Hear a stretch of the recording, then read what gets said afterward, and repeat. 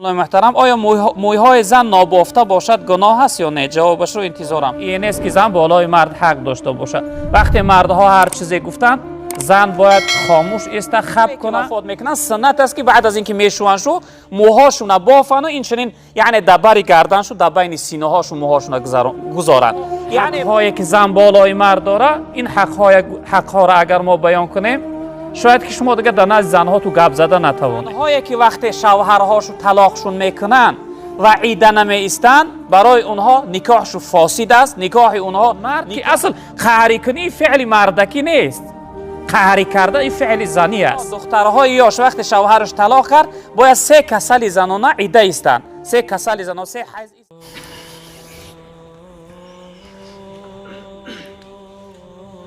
اینجا یک برادر عزیز سوال کرده که سلام علیکم داملای محترم، آیا مویهای زن نابافته باشد گناه است یا نه؟ جوابش رو انتظارم. اکنون بهتر است برای زن موهایش را بافتن، چون که اکثری یعنی همسرهای جناب پیغمبر صلی الله علیه وسلم اونها کاکل میبافتن.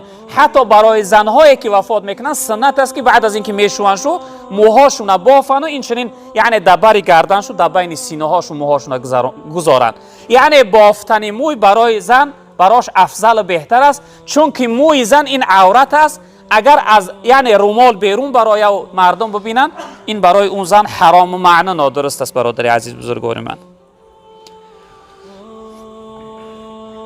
یک برادر عزیز سوال کرده سلام علیکم داملای محترم، یک سوال دارم درباره زنی که شوهرش طلاق میدیدش، خب به مهلت شریعت باز به شوهر میبراید. در همین سوال من جواب زودتر انتظارم. اکنون برادر عزیز، زنهایی که وقتی شوهرهاشو طلاقشون میکنن و عیده نمیستن، برای اونها نکاحشو فاسد است. نکاح اونها نکاح ندارن. شخصیت دومی که نکاح کرده است گرفته است، نکاحش درستیدگی نیست، او زندگیشون براش زنا و معنی حرام است. چون که عیده گفتیم زنها دخترهای یاش وقتی شوهرش طلاق کرد، باید 3 کسل زنانه عیده ایستن. 3 کسل زنانه 3 حیض ایستن. اگر زنهای حیض نمیدیدگی باشن 3 ماه عیدت میستن، بعد از اون میتونن که شوهر کنن. زنی که شوهرش وفات کرده باشه، او 4 ماه و 10 روز یعنی عیده میپاید. اگر حامله دارشن، این جمله تا تولد کردن کودکاشو عیده میپاین. بعد از تولد کودکشو بعد میتوانن که به شوهر براین. پیش از این اگر به شوهر براین، اگر یعنی که نکاحشو نکاحی نادرست و فاسد است. برادر اینجا یک مادر محترمه سوال کرده که سلام علیکم داملا، من زن هستم، همسایه های خب همسایه هایم مردم روس هستند. من هنگامی که به صدیق رفتن، مردهای همسایه به من سلام میدهند، من جواب نمیدهم. خب برای که آنها نامحرمند، من گناهگار میشوم خب یا نه؟ التماس جواب گویید. نه مادری محترمه، شما گناهگار نمیشه. اصل سلامی زن مرد جواب گفتنش، اگر چی مسلمان باشه و محرمش باشه، یا اینکه سلامی مرد زن جواب گفتنش، این حرام است. در شریعت معنی هست. اگر زنها ما را زنهای نامحرم، البته زنهای خویش تبار باشن ضرر نداره. زنی نامحرم و زنی که برای ما بیگانه است ما را سلام داد، علیکی وی گرداندن حرام است. یا اینکه برای به سوی زنهای بیگانه سلام دادن، این در شریعت معنی نادرست است. یک دویم مسئله این که انسانهای غیر مسلمان ما حق نداریم که السلام علیکم بگیم، یا اینکه وقتی اونها سلام گفتن ما حق نداریم که و علیکم السلام گوییم. چون که سلام این رحمت ها و تمام نیکی ها و خوبی های پروردگار است. این لایق شخصیتی یعنی بدین است. اونها را بهترش همین است که به همو زبان خودشون یا از درستشون بگه یا از دراوشون بگه یا همین لحظه به لهجه های خودشون سلام شو که براش بهتره. چون که سلام برای غیر مسلمان گفتنش در شریعت معنی نادرست است. اینجا یک خواهر محترم، اصل 2 سوال به مانند همدیگر هستند. یک خواهر محترم شکایت کرده است از شوهرش که سوالش خیلی طولانی است. از شوهر شکایت کرده است که این مرد به سوی زنش میگفته که فقط مرد بالای زن حق داره. این نیست که زن بالای مرد حق داشته باشه. وقتی مردها هر چیزی گفتن، زن باید خاموش است، خب کنه، یعنی گفته مرد به گردن گیره و رفتن بگیره. حق نداره زن که یعنی بالای شوهرش دعوا کنه. این خواهر محترمون چنین خط خیلی یعنی طولانی و دراز نوشته است و در آخر التماس کرده است که درباره چنین مردها یک چیزی گویه و مردم فهمونه که آیا زنها بالای مردها حق دارن یا ندارن. اگر برادر عزیز ما حق‌هایی که زن بالای مرد داره، این حق‌ها را اگر ما بیان کنیم، شاید که شما دیگه در نزد زنها تو گپ زده نتوانید. چون که این حقی است که شریعت بالاشو یعنی بالای ما حق اونها را بیان کرده است. یکم این که جناب پیغمبر صلی الله علیه وسلم برای مردها بیان کردن که خیرکم خیرکم لاهله و انا خیرکم لاهلی. جناب پیغمبر صلی الله علیه وسلم بهترین شما همون شخصیتی است که به اهل خودش بهتر باشه، به همسرش، به فرزنداش، به اکا و دادرش، به پدر و مادرش چقدر خوش معامله و خوش مناسبت باشه، خوش رفتار باشه.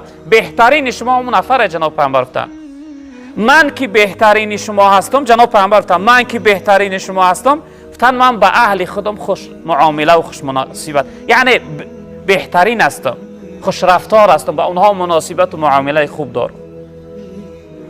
شخصیت از پیغمبر بزرگوار صلی الله علیه وسلم پرسیدن،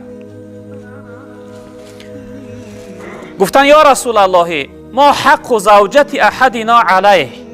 گفتن آیا حقی یکی از زنهای ما در بالای ما چی هست؟ زن در بالای ما چی حق داره؟ باید ما حق او را چی نوعی هست که یعنی که ادا کنیم حقش؟ جناب پیغمبر صلی الله علیه وسلم با سوی شخصیت جواب گفتن ان تطعمها اذا طعمت و تکسوها اذا اکتسیت. تن یکمین حقی زن بالای شما، هر وقتی که خودت طعام خوردی از همون نوعی طعام باید برای همسرت بخورانی. هر سخته میخواه اشتیا داری، وقتی میره در چایخانه ها، دستلاوی ها، میگوی به من ششلیک بیاره، به من منتو بیاره، به من گوشت بیاره، چیزی که دلت میخواه، از همون چیزی که خودت میخوری جناب پیغمبر گفتن از همون باید همسرت هم خورانی. این نیست که فقط تو در اینجا یعنی بهترین چیز خوری با خانه را بعد چی ببری تخم یا با خانه را یک چیزی به ارزی. این نیست. جناب پیغمبر گفتن از هر چیزی که خودت میخوری از همون باید همسرت خورانی و هر چیزی که خودت میپوشی از همون نوع چیز باید برای همسرت هم گیری. جناب پیغمبر صلی الله علیه و سلم هر وقتی به خودت لباس میگیری باید فکر وایها را کنی. فقط خودت یعنی زینت نتی بهترین لباس ها را پوشی در بین مردم بگردی و بیچاره همسرت تا یک کرتای چتکی که تاجیکستان ما هست همون بگرده. یعنی فکر او را کنی. برای او هم باید یک نوع لباس خوبه که وقتی نزد یک یعنی دوگانهش یا یک جا دعوتش کنند رفت و شرم نداره، حیا نکنه که یعنی که یک لباسی بی ارزش و ناچیز در بدنش است. باید که برای همسرهات هم جناب پیغمبر گفتن هر چیزی که وقتی میپوشی از همون چیز باید برای همسرت هم پوشانی. ولا تضرب الوجه ولا تقبح. جناب پیغمبر گفتن که باید همسرهاتون در چهره شو یعنی در روی اونها نزنه. بعضی انسانهای بیرحم و بی انصاف روز شخصیتی در نزد من یعنی حکایت کرد، زن شب چنان زدن کرده که میگه نزدهای چشم یعنی زیهای چشمش سیاه بودن. جناب پیغمبر صلی الله علیه و سلم گفتن که باید زنه البته را در قرآن امر هست برای زدن زنها که اونها را زدنی برای ادب آموختن، تری زدن بیرحمانه به انصافانه نه که معیبش کنی بعد یک سال دیگه دختر به دختر از قفاش بدوی. زدن برای ادب آموختن، برای ادب دادن. یگان چپلاخک در پشتش بزنی، در پشت سرش بزنی، در جایی که خود دردی سختی بدم نیاخی.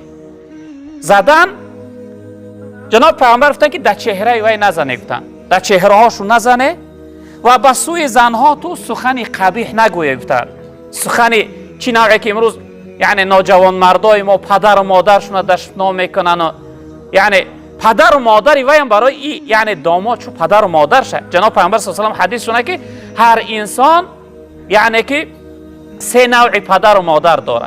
انسانی که از او تولد شده است او پدرش است، همسری وی یعنی مادرش است.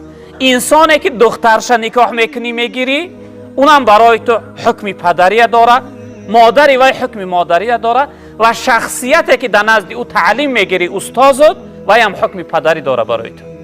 یعنی که این سه نوع حقوق پدری دارند بالا انسانی. جناب پیامبر گفتن که باید برای همسرها تو سخنهای قبیح نگویی. ولا تهجر الا فی بیتی، تن از او جداگی نکنه مگر در خانه در حالت کسل زنانه شدنش. بعض انسانهایی را ما میدونیم که یعنی نقل کردن در نظم که تا سالش همراهی زنش قهری ایستاده است، در یک خانه زندگی میکنه تا یک سال قطعی زنش قهری بوده بیچاره.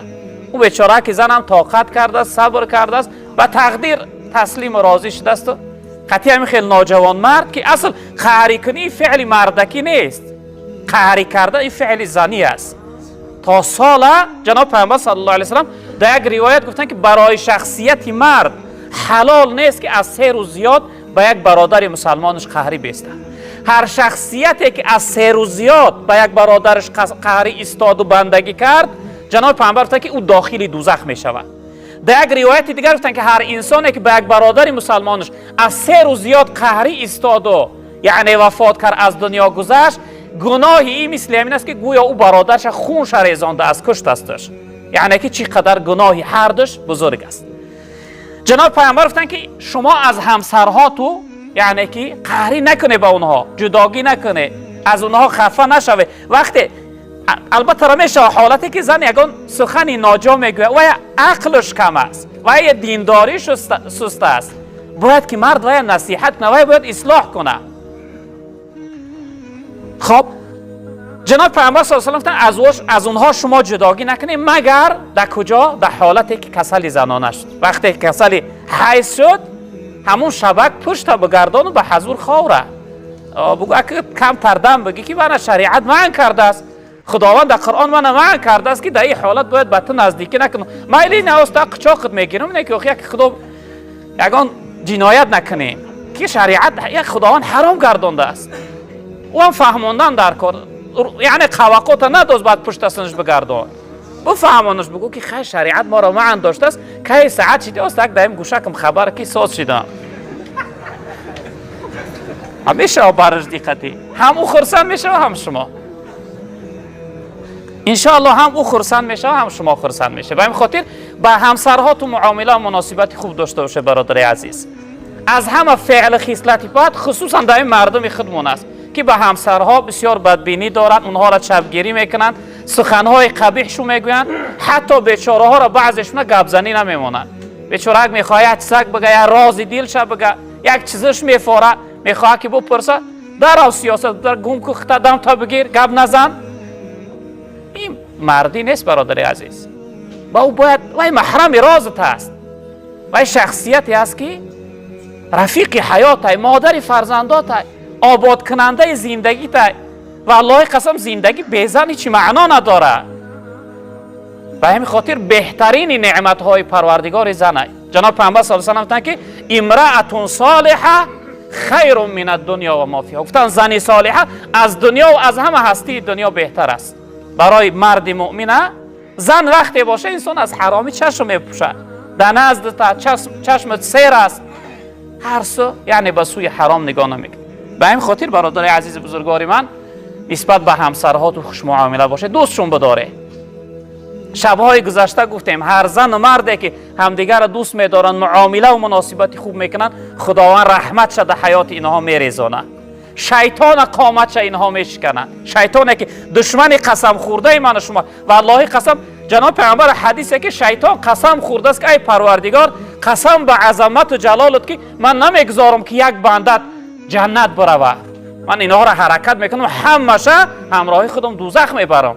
از روی انمی انسان من از درگاهت از رحمتت محروم و ملعون و مردود شدم، من نمیگذارم که انسان آسوده و خوشحال باشه. حرکت میکنم، اونها را وسواس میکنم، فریب میکنم، از راه میزنم. اما وقتی شما یعنی اون همسرهاتون دوست داشته با اون مناسبت و معامله خوب کرده، شیطان در بین شما دیگه جا نمیابه، بلکه در خانه شما، در حیات شما، در زندگی شما دیگه راه نمیابه که داخل شود. و این خاطر برادر عزیز بزرگوار من حرکت کنی همسرهاتون دوست بداری. این برادرها شما را از مسکو و مسکوسکی область گرفته با ماشین‌های خود با گرانیت قزاقستان بردن می‌آورند. برای همه خودی حاضر با نمرهای در روی اکران بوده زنگ زنید.